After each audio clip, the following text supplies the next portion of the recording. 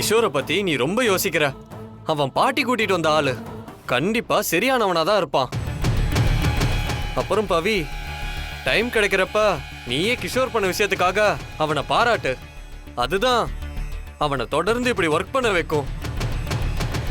அதுவும் இல்லாம அவன் இப்ப நம்ம கம்பெனியோட ஒர்க்கர் கிடையாது, இந்த வீட்டோட மாப்பிள. நான் என்ன சொல்ல வரேன்னு உனக்கு புரிஞ்சிருக்கும்னு நினைக்கிறேன். போய் கிஷோரை பார்த்து அவன் பண்ணதை பாராட்டி பேசு. அதுவே உன் குழப்பத்தையும் சரி பண்ணிடும்.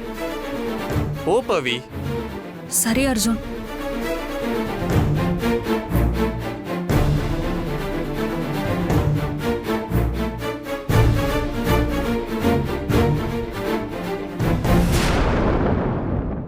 என்ன இவ வர வர ரொம்ப டிஸ்டர்ப்டா இருக்காளே.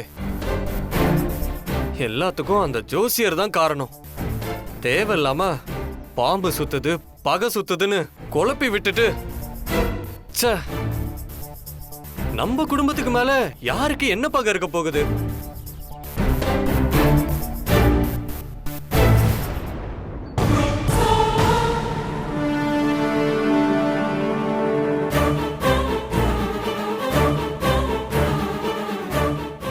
என்னங்க? இவன் ஒருத்தி நான் தம் அடிக்கும் போது என்ட்ரி கொடுப்பா. இவனால எல்லா தம்மும் இப்படி வீணா போகுது. எல்லாத்துக்கும் சேர்த்து வச்சு சொத்தை புடிங்கிற வேண்டியதான்.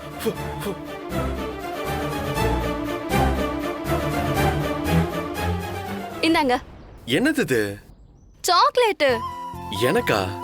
ஆமா. எதுக்கு? அதாடா.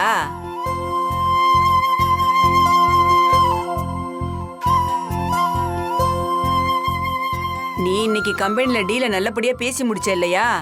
அதான் என் மருமக உனக்கு சாக்லேட் குடுக்கறா. கரெக்ட்.